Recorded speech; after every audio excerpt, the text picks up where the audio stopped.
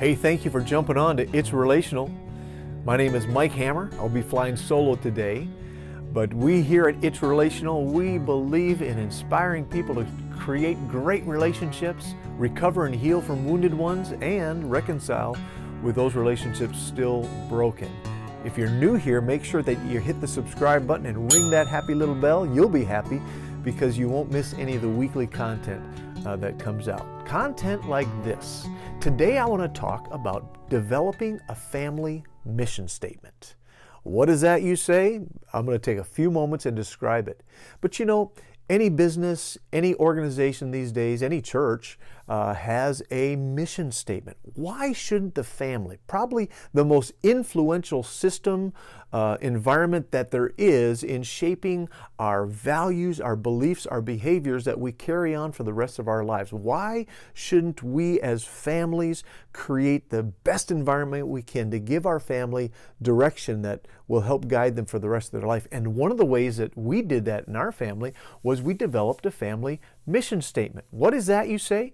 Well, it's basically you want to find out, what do we want to be as a family? So the first step is this: you have to ask the question. You gotta get together and ask the question, what do we want to be?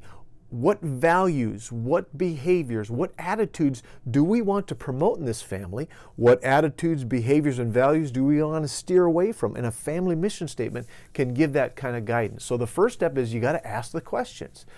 So that's what we did. Connie and I, we got away for a little weekend retreat, and we're sitting in a restaurant, and on the back of a placemat at a restaurant, we got our pen out and we began to scribble out the first draft of our family mission statement. You can see it here. It's kind of tattered and torn. It's got words crossed out, circled, different things, actually a bunch of things here that we began just answering the question, what do we want our family to be?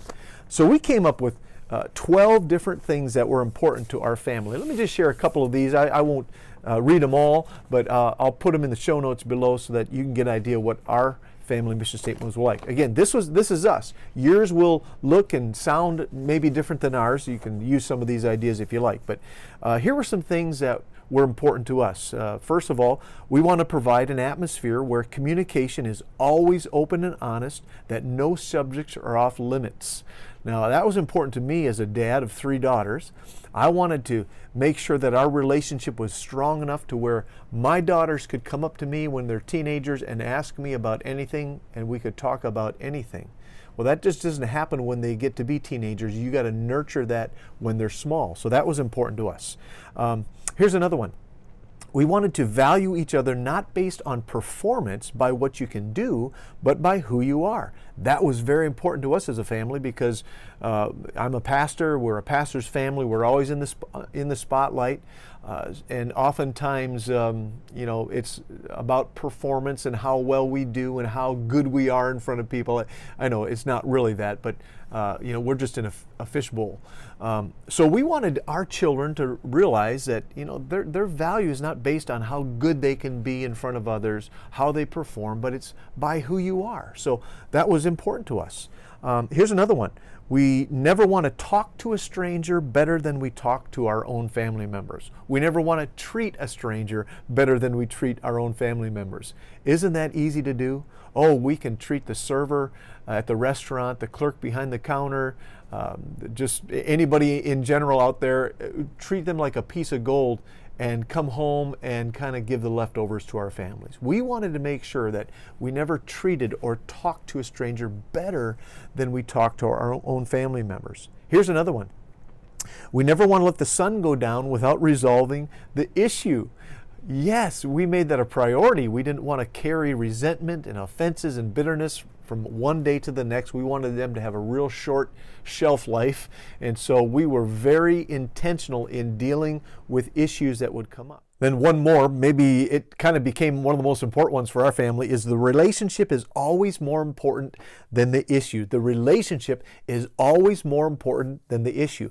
We decided early on we're not going to be a family based on issues. We want to value the relationship, because if you're a person that's always about issues, you're going to have issues with everybody. If you're the kind of person that has to be right, you have to persuade people to agree with you, you're going to isolate yourself because nobody wants to be around a person who always thinks they have to be right.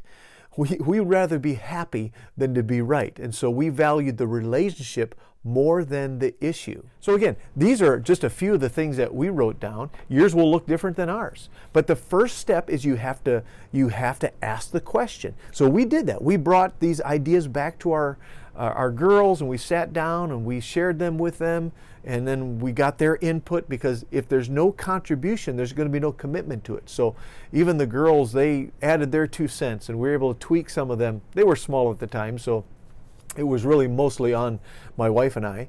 But we asked the question and we put it together. The second thing is you got to write it down.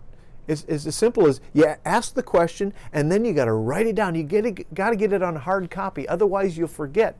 So that's what we did. We wrote it down. And there's so many different ways to write it down and be creative, be crafty. You can get on Pinterest and find a lot of different ideas for a crafty way to write it down. But it's important that you write it down. I heard of a guy who, he was in his 60s. He was already an empty nester, he and his wife. But they decided it's not too late to do a family mission statement. So they got on email, they got on phone calls, they were texting their adult children and their families, and they came up with pages of things that were important to their family. And they met one weekend to try to condense it down. And they actually condensed their whole family, all those pages, into 3 words. And their words were this: no empty chairs. And what that meant for them was they were going to do everything possible to make sure that in their family circle there would be no empty chairs. There wouldn't be one who just got estranged from the family and they're not talking to so-and-so and all these different offenses. They wanted to work hard to make sure there were no empty chairs around their table.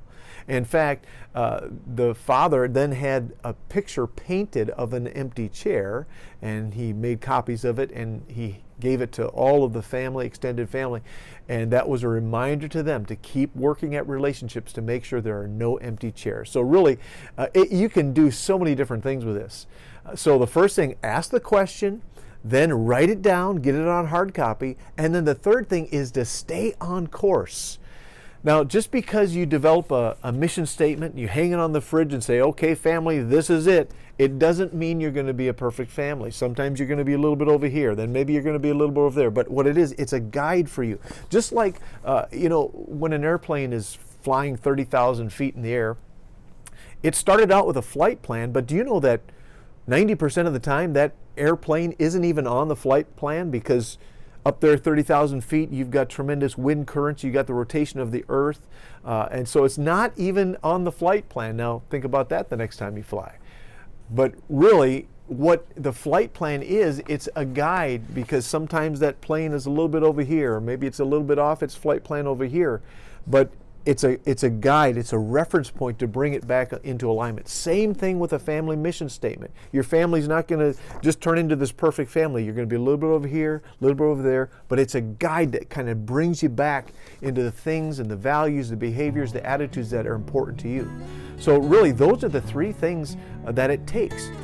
Ask the question, write it down, and then stay on course. It's an incredible way to guide and give direction to your family for the rest of their lives. So again, make sure that you subscribe, make sure you turn on your notification, and every week when we put out more content like this, you'll be the first to know. Anyways, thank you for taking these few moments with me. Give great direction to your family.